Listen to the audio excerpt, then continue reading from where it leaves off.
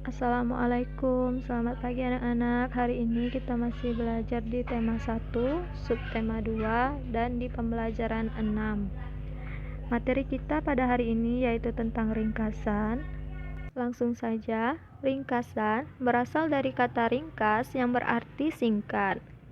Jadi, ringkasan merupakan penyajian bacaan dalam bentuk singkat ya. Ringkasan tetap mengandung informasi dan makna yang sama dengan bentuk aslinya. Nah, kegiatan membuat ringkasan disebut dengan meringkas. Ada beberapa cara untuk membuat ringkasan. Yang pertama, membaca naskah asli.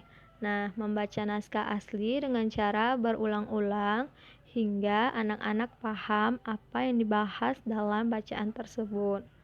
Selanjutnya, mengetahui inti dari tulisan, serta mengetahui maksud dan sudut pandang penulis naskah asli.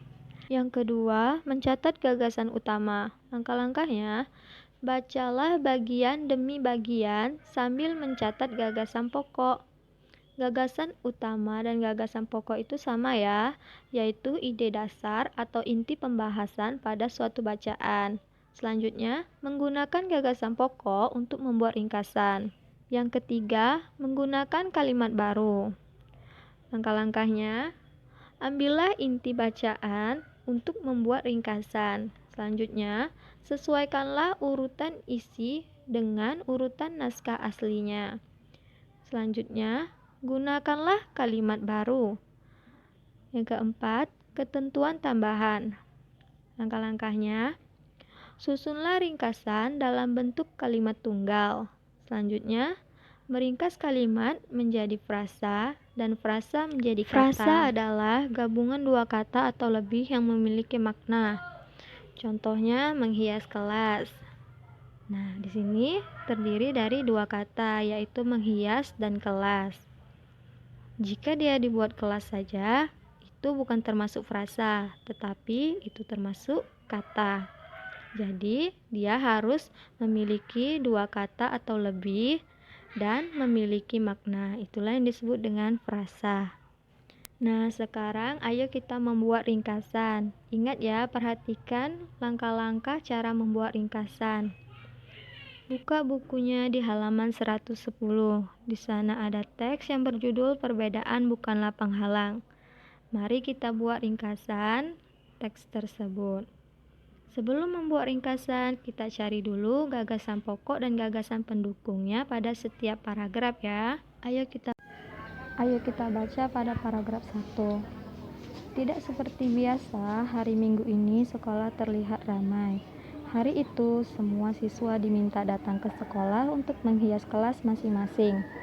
Hari Senin akan diadakan lomba menyambut Hari Kemerdekaan. Bapak Kepala Sekolah berpesan, tiap kelas harus terlihat unik dengan kreasi anak-anak. Udin dan teman-teman sekelasnya juga datang ke sekolah. Pembagian tugas membuat hiasan telah dilakukan Udin dan teman-teman di hari Jumat yang lalu.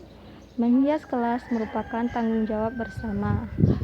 Gagasan pokok paragraf 1 terletak di awal paragraf, yaitu pada kalimat pertama, hari Minggu sekolah terlihat ramai. Nah, itu ya yang Ibu tandai itu adalah gagasan pokoknya. Kalimat yang Ibu tandai itu merupakan gagasan pokok pada paragraf 1, sedangkan kalimat-kalimat lain yang tidak Ibu tandai itu merupakan gagasan pendukungnya. Ini Ibu tulis gagasan pokok dan gagasan pendukung untuk paragraf pertama. Gagasan pokoknya, hari Minggu sekolah terlihat ramai.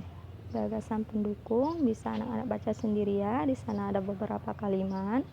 Pada gagasan pendukung itu harus ditulis kata-kata yang pentingnya saja ya. Yang tidak penting tidak usah ditulis. Lihat di gagasan pendukung, hari itu semua siswa diminta datang ke sekolah untuk menghias kelas masing-masing. Nah, Ibu ringkas atau Ibu ambil kata-kata yang pentingnya saja menjadi semua siswa datang ke sekolah untuk menghias kelas. Nah, dari gagasan pokok dan gagasan pendukung pada paragraf 1 ini kita bisa membuat ringkasan. Nah, dengan cara ambil yang intinya saja ya. Tentunya gagasan pokok kita tulis, dan untuk gagasan mendukung kita ambil yang inti-intinya saja. Ibu tulis menjadi seperti ini. Hari Minggu sekolah terlihat ramai. Semua siswa datang ke sekolah untuk menghias kelas karena akan diadakan lomba menyambut hari kemerdekaan.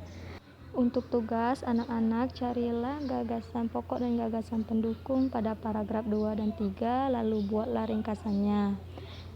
Karena paragraf 1 sudah Ibu buat ringkasannya, jadi kalian tinggal menyambungkan saja ringkasan dari paragraf 2 dan 3, digabungkan menjadi satu paragraf saja ya. Oh iya, tugasnya ada di halaman 127